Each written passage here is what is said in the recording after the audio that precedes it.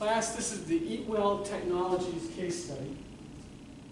It's at page 627 of the book. It's a case study, and so our mantra is there are 4 questions we're going to be asking. The first one, what worked? The next, what mistakes are they making? What would you suggest the changes they should make? And finally, what should the company not do? 4 questions, every case, we always have those 4 questions. I'm also going to ask you another question. As you read it, can you see how the foundational elements of planning, organizing, leading, and finally controlling work together in this case study as an example? Okay, so take a few minutes and read the case study, stop the tape, and we'll come back and we'll discuss it in a few seconds.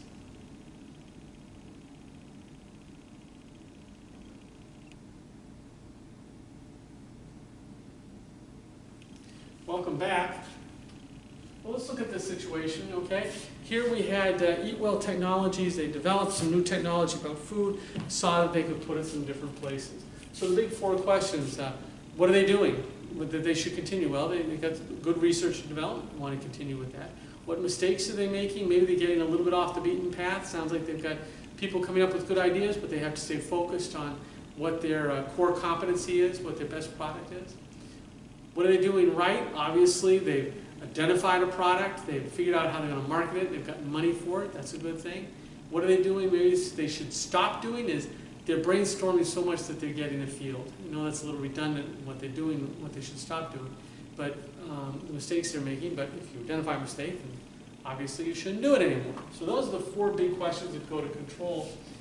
The question that I asked, though, that put that beyond that, is the idea of, can you see how the foundational elements, each one of its own is a process, or includes a process.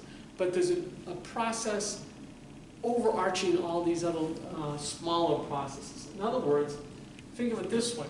In the planning portion, they're doing their research and development and how they're going to go forward with the product they've developed. They're brainstorming how they might do other things. But they're understanding that they have to plan.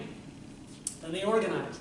They go and they got funds. They brought somebody in who could help them spend that money in hopefully in a proper fashion. But they're organizing themselves as to how they go forward. And then they're leading. And notice there are different leaders for different things. You have the founders who came up with the product. You have the investors who come in with the money. They've got their own set of ideas and what they want to do. And they're leading people in different directions. And then you get stakeholders, the people that are going to benefit from this new technology. They're going to be fed. And they've got an idea. So everybody, there isn't just one leader.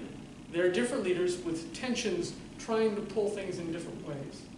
And then there's the controlling aspect. And again, remember, control isn't this idea that we tell people what to do. It's the idea that we manage evolution. And we're doing that because here it's a product, it's a food product, and they're trying to figure out where do we go from here with it? How do we evolve in a fashion that is consistent with our plan, the organization that we've got in place, and with all these stakeholders, the founders, the investors, the stakeholders that want to eat, all their goals. Okay?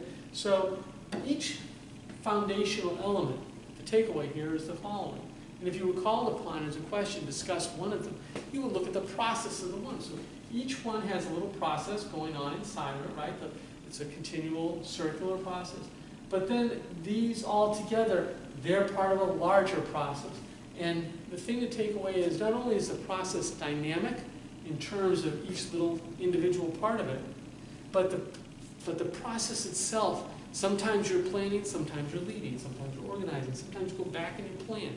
It's a continual process of development and evolution.